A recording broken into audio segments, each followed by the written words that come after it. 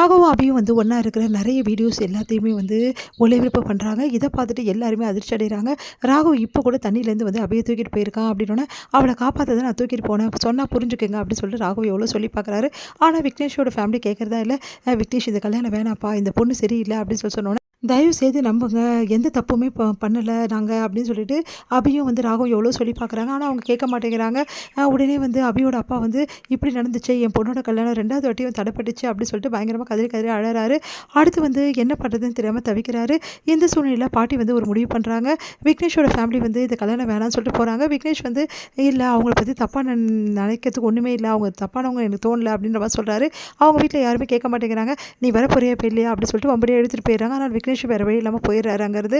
அடுத்து வந்து இங்கே என்ன பண்ணுறாங்க, பாட்டி வந்து ஒரு முடிவு எடுத்து எல்லாருக்கிட்டையும் சொல்கிறாங்க.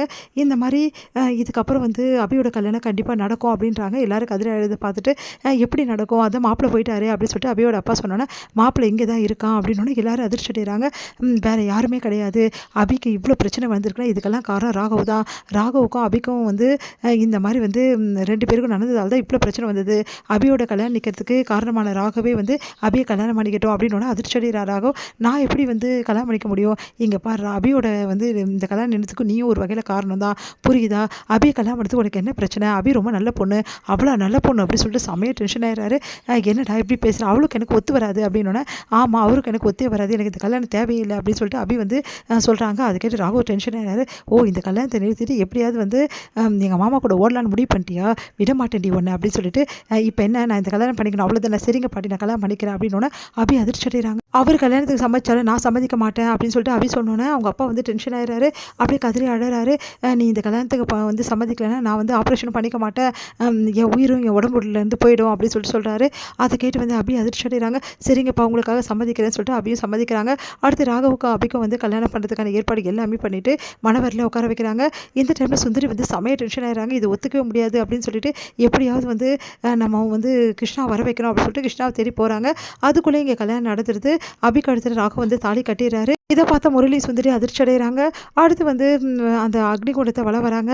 அபிக்கும் வந்து ராகவுக்கும் நல்லபடி கல்யாணம் நடந்து எல்லாருக்கிட்டையும் ஆசீர்வாதம் வாங்குறாங்க. ராகவ் செம கடுப்பாக இருக்காரு. அபியை பார்த்து டென்ஷன் ஆகுறாரு. அடுத்து 2 பேருமே வாங்க அப்படின்னு சொல்லிட்டு அறுத்து எடுத்து சடங்குகள்லாம் ஆரம்பிக்கிறாங்க. அடுத்து வந்து என்ன பண்ணுறாரு, முரளி ரொம்ப டென்ஷனாக இருக்காரு. அப்போ வந்து ராகவ் வந்து இந்த மாதிரி நீ நினச்சி கூட பார்க்கல, நான் அபியை கல்யாணம் பண்ணிப்பேன்னு சொல்லிட்டு, இதுக்கப்புறம் அபி உனக்கு தங்கச்சி மாதிரி புரியுதா, இதுக்கப்புறம் வந்து ஏதாவது பிரச்சனை பண்ண அவ்வளோதான், என் அக்காவோட சேர்ந்து வாழப்பாரு, என் அக்கா உங்கள் ஆசை கனவுகளோட நிஜமாக இருக்கா, அவளை வந்து கைவிட்டு அப்புறம் அவ்வளோதான் உனக்கு அப்படின்னு சொல்லிட்டு சொல்கிறாரு. மரியாதை வீட்டுக்கு வந்து சரி, இப்போ நீ வீட்டுக்கு வரல அப்புறம் நடக்கிறதே வேறு அப்படின்னு சொல்லிட்டு போயிடுறாரு. அதனால் என்ன பண்ணுறதுன்னு தெரியாமல் முரளி வீட்டுக்கு வராரு. முரளியை பார்த்தோன்னா ஓடி போயிட்டு என்ன பண்ணுறாங்க, அப்படியே கட்டிக்கிறாங்க. நம்ம வந்து அஞ்சலி பார்த்துட்டோன்னு முரளி அப்படியே ஆனந்த கண்ணி விடுறாரு. என்னாச்சு அம்மம்மா அப்படின்றாரு. இல்லைங்க உங்களுக்கு தெரியுமா நான் கர்ப்பமாக இருக்கேன் அப்படின்னோன்னா, அதுதான் எனக்கு தெரியுமே அப்படி டென்ஷன் ஆகிறாரு. அடுத்து வந்து எல்லாருமே நீ வந்துட்டியாப்பா, இங்கெல்லாம் என்னென்ன நடந்துச்சுருமா, ராகவுக்கு கல்யாணம் நடந்து இல்லை ராகவுக்கு கல்யாணம் நடந்துச்சா அப்படின்னு சொல்லிட்டு ஒன்றும் தெரியாமல் வந்து நடித்து அப்படியே பேசிகிட்டு இருக்காரு. இங்கே என்ன பண்ணுறாங்க, அனுவும் வந்து அபியும் இவரை பார்த்துட்டு அதிர்ச்சி அடைகிறாங்க. உடனே வந்து இவர் பேர் தான் கிருஷ்ணா, நீங்கள் அனு நீ கூட பார்த்தது இல்லைல்ல அப்படின்னு சொல்லிட்டு அனுக்கு அவங்க வீட்டுக்கார் வந்து இன்ட்ரடியூஸ் பண்ணி விடுறாரு. கிருஷ்ணாவா அப்படின்னு சொல்லிட்டு, முரளி தான் கிருஷ்ணாவா அப்படின்னு சொல்லிட்டு அதிர்ச்சி அடைகிறாங்க. அபியும் அணுவும் ஒன்றும் புரியாமல். அடுத்து வந்து அபியும் அணுவும் வந்து ஒரு முடிவு பண்ணுறாங்க. இந்த கேள்வி கேட்ட முரளி தான் வந்து கிருஷ்ணான்ற உண்மையை நம்ம இப்போது அஞ்சலி மேடம் கிட்ட சொல்ல வேணாம், அஞ்சலி மேடம்க்கு ஏற்கனவே வந்து உடம்பு சரியில்லை, கன்சீவாக இருக்காங்க, அதனால் அவங்களுக்கு ஏதாவது ஒன்று ஆயிடுச்சுன்னா அப்புறம் அவ்வளோதான் அப்படின்னு சொல்லிட்டு 2 பேரும் முடிவு எடுக்கிறாங்க. இதோட முடியுது.